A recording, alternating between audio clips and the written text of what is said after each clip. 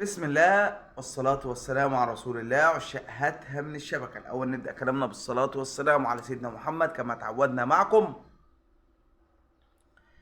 الزمالك وعمر كمال وصدمة العمر. أحمد شوبير يعلن خبر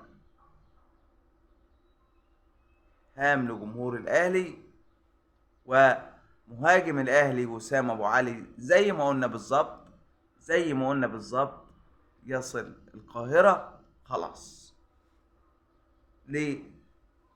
لإتمام الصفقة مع النادي الأهلي. الصفقة اللي عملت ضجة كبيرة جدا جدا جدا جدا. ايه الموضوع؟ ايه الحكاية؟ تعال هنقول لك تفاصيل. الاول كده صلي بينا على النبي، ثم اللايك، ثم الاشتراك في القناة. الزملكاوية والسوشيال ميديا الزمالك واليوتيوبر الزملكاوية والاعلام الزملكاوي واخد موضوع صفقة وسام ابو علي على صدره. ازاي؟ ناس عمالة تقول ان الاهلي دفع اكتر من ربع مليار جنيه علشان رأس الحرب، مركز رأس الحرب، واللي بيلعب اساسي كهربا. مودست اللي الاهلي جابه برقم فلكي حوالي 60 مليون جنيه في الموسم، غير مقنع. قال لك الاهلي راح خلص في وسام ابو علي بحوالي 60 مليون جنيه في الموسم غير منحة توقيع. يعني صفقة وسام ابو علي مكلفة الاهلي حوالي 150 مليون جنيه. 150 مليون جنيه. وغير مودست الاهلي جابه برقم فلكي، يعني الاهلي داخل على ربع مليار جنيه في 2 لعيبة في مركز راس الحربة، بس في مركز واحد، مركز واحد اللي هو رأس الحرب. طيب الزملكاويه بيقولوا كده وبينتقدوا كده وبيقولوا منين والفلوس منين يعني الربع مليار اللي الاهلي دفعوا في مركز واحد اللي هو راس الحربة في مودست وسام ابو علي، ده ممكن كان في الزمالك يشتري فرقة. طب ليه الاهلي كل عام بيوصل كاس العالم للانديه الزمالك ما وصلش؟ ليه الاهلي كل سنه ولا حاجه بياخد دوري ابطال افريقيا؟ ليه الاهلي مستحوذ على كل البطولات؟ بس هو ده الرد على الناس اللي بتقول الاهلي اشترى بربع مليار جنيه مركز واحد. الاهلي معاه فلوس، الاهلي داخل له فلوس من كل حته. الاهلي بدل الراعي 7 و8، بدل الاعلانات مش عارف كام اعلان، ده التيشيرت والشراب والشنكار والستارز ما عادوش واخدين مكان الاعلانات. انما في الزمالك اعلان وحيد يتيم النيل للتطوير العقاري. في فرق شاسع بين الاهلي والزمالك. الاهلي ايوه يقدر يدفع الفلوس دي وعادي، ما عندوش مشكله. الاهلي داخل له دولارات من كاس العالم للانديه ودوري ابطال افريقيا، ودوري ابطال افريقيا اللي بيلعب فيه من كل حته تلاقي الاهلي داخل له دولارات. ما يشتريش ليه؟ ما يشتريش ليه؟ واحد بيقول لي اصل المهاجم عنده القلب ومهاجم وسام ابو علي طلع عنده القلب وطلع عنده مش عارف ايه وطلع عنده ايه، طلع عنده الغده وطلع عنده اللوز. اي كلام واي هجص وخلاص. مهاجم هيوصل وهيعمل كشف الطبي وهيتمم اللهم صل على النبي الاجراءات وهيكون لاعبا في الاهلي وخلاص.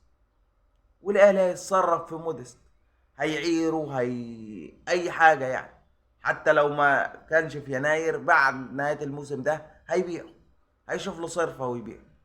ولو سام ابو علي كسر الدنيا مع الاهلي هيبقى هو مهاجم الاهلي وخلاص، وخلصت الصيد. انما لازم نشكك ونقول لك ده عنده القلب وده عنده مش عارف ايه وده عنده ايه وعنده اللوز.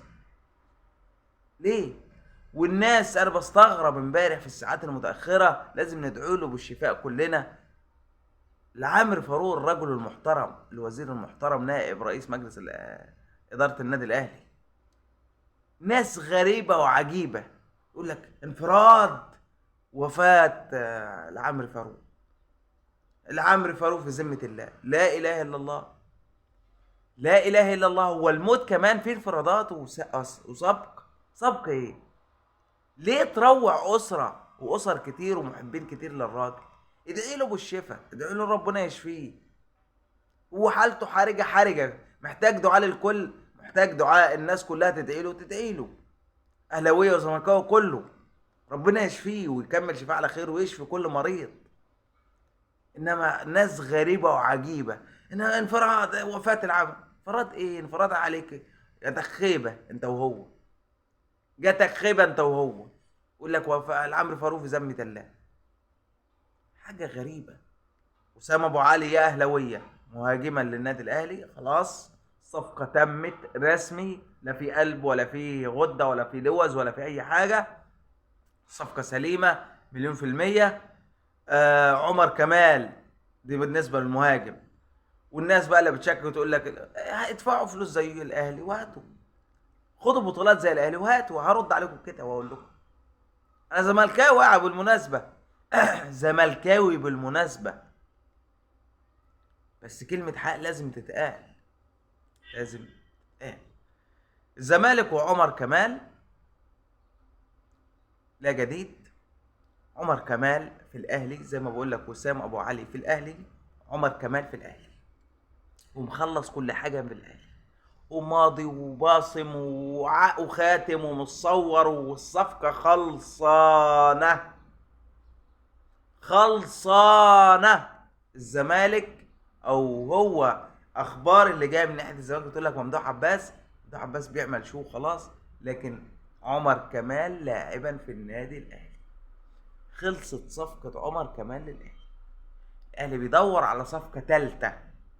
يبقى الصفقة الأولى عمر كمال، الصفقة الثانية وسام أبو علي اللاعب الفلسطيني اللي معاه الجنسية الدنماركية اللي بيلعب في الدوري السويدي. وسام أبو علي مهاجما للأهلي في 2024، وعمر كمال لاعبا في الأهلي. والإعلان عن هذه الصفقات ستكون بعد نهاية كأس الأمم الأفريقية اللي ان شاء الله منتخبنا يتوج بيها باذن الله. منتخب مسافر النهارده بكره 9 يناير. المنتخب مسافر بكره لكوت ديفوار بسلامه الله. كل التوفيق لمنتخبنا المصري، وربنا يشفيك يا كابتن عمرو فاروق ويشفي كل مرضانا يا رب. السلام عليكم.